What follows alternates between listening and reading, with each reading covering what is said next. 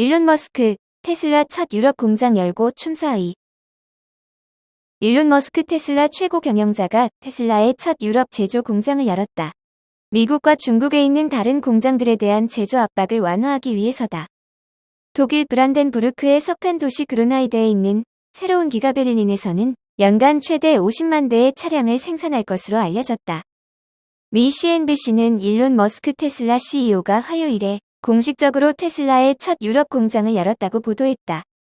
보도에 따르면 머스크 CEO는 테슬라의 55km 공장에서 빨간색 리본을 자르고 30명의 고객과 그 가족들에게 자동차를 인도하는 것을 주재하며 춤을 췄다.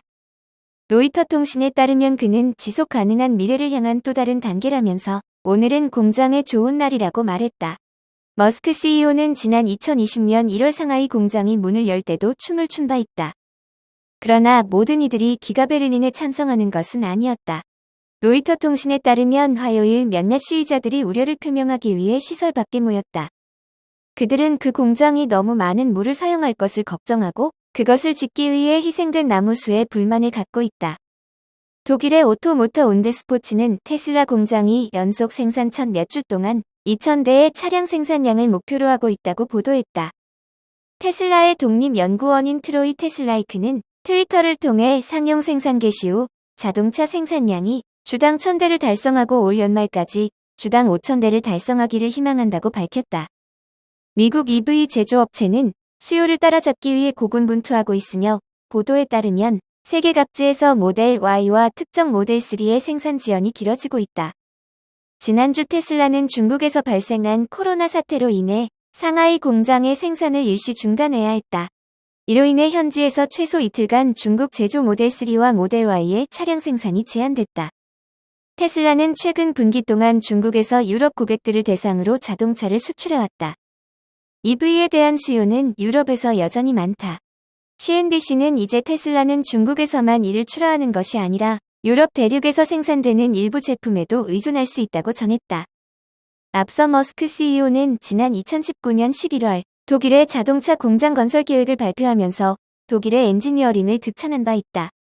그는 독일 엔지니어링이 탁월하다는 것은 누구나 알고 있다면서 그래서 기가팩토리 유럽을 독일에 두고 있고 베를린에는 세계 최고 수준의 예술이 있기 때문에 베를린의 엔지니어링 및 디자인 센터도 설립할 예정이라고 언급했다.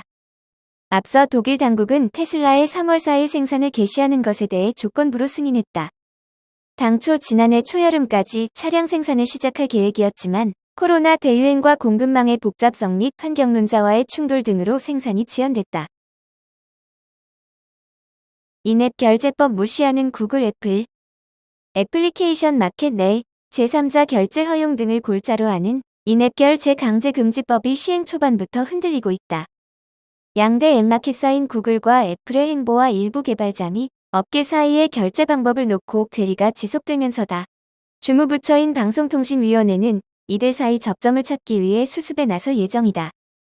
관련 업계에 따르면 최근 구글은 구글 플레이 콘솔 고객센터를 통해 인앱 결제 또는 인앱 결제 내 제3자 결제 준수 기간을 공지했다. 오는 4월 1일부터 앱 정책을 준수하지 않을 시 앱 업데이트 금지와 6월부터 구글 플레이에서 해당 앱이 삭제된다는 내용이다. 일부 개발자들은 이를 두고 구글이 아웃링크 방식의 외부 결제를 원천 차단하겠다는 의미로 해석하고 있다. 하지만 구글은 지난해 11월 방통위에 제출한 법 이행안 때와 입장이 다르지 않은 것으로 알려졌다.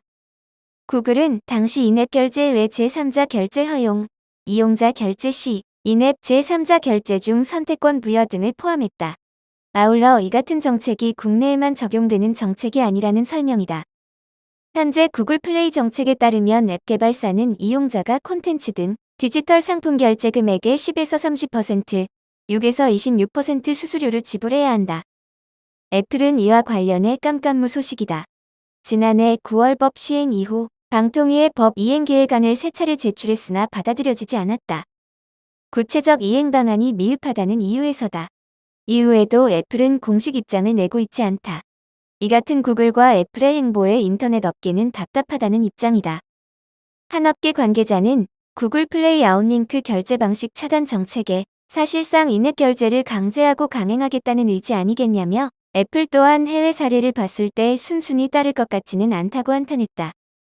앞서 애플은 지난해 8월 게임 내 인앱 결제 시스템을 탑재한 에픽게임즈에 포트나이트를 앱스토어에서 퇴출한 바 있다. 게임 자체 인앱 결제 방식 도입이 앱스토어 규정 및 약관 일배라는 이유에서다. 이 같은 애플의 행보를 봤을 때 한국에만 특별히 예외를 둘지 여부도 미지수다. 인앱 결제 강제 금지법 시행 후에도 앱마켓사, 앱 개발자 사이의 괴리가 지속되면서 방통위도 수습에 나설 것으로 보인다.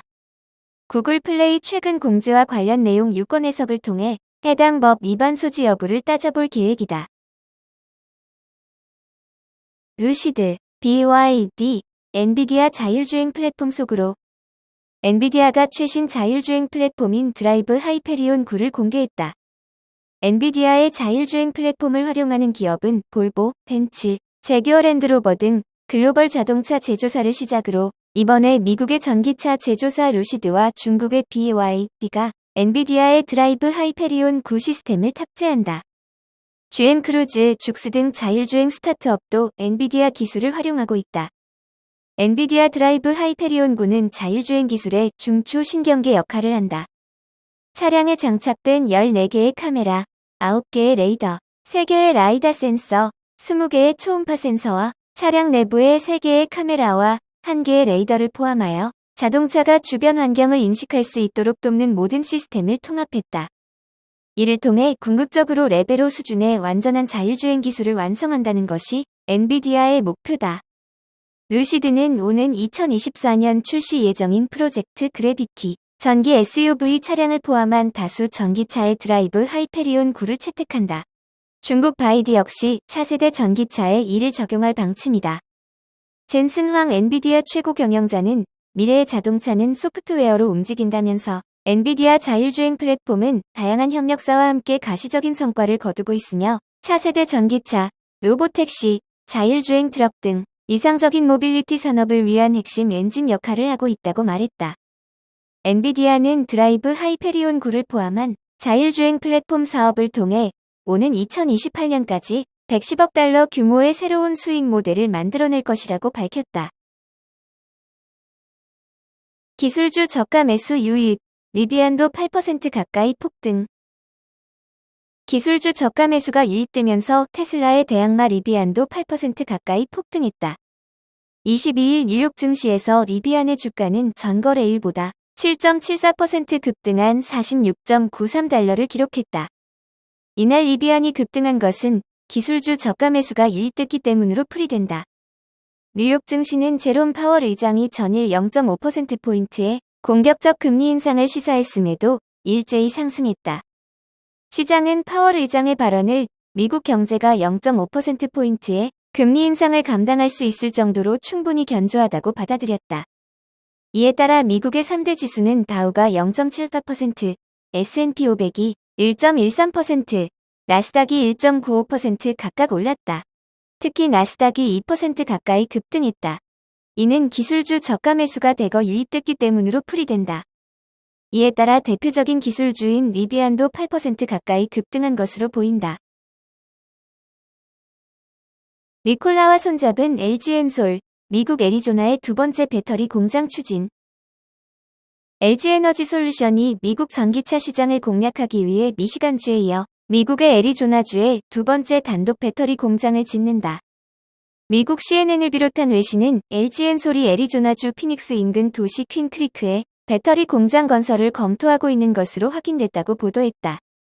수십억 달러를 투자해 수소 트럭 업체, 니콜라 등에 공급할 배터리를 생산할 계획이라는 내용이다. LG엔솔은 지난해 10월 니콜라와 배터리 장기 공급 계약을 체결했다. LG엔솔과 협력한 니콜라는 애리조나주 피닉스 인근 쿨리지에서 전기 트럭 공장을 운영하고 있다. 연간 2,400대 규모의 생산 체계를 갖췄는데 단계적인 증설을 거쳐 2023년에는 연 2만 대를 출시한다는 구상이다. 수소연료전지 트럭 역시 같은 공장에서 생산할 예정이다. 이번 투자가 확정되면 LG엔솔은 미시간주 홀랜드 공장에 이어 두 번째 단독 공장을 설립하게 된다. LG엔솔은 지난달 17억 달러를 투자해 홀랜드 공장의 배터리 생산 능력을 연간 5기가와트시에서 2025년 25기가와트시로 5배 늘린다는 계획을 발표했다. LG에너지솔루션 관계자는 애리조나주 투자 프로젝트는 검토 중이지만 아직 확정되지 않았다고 말했다.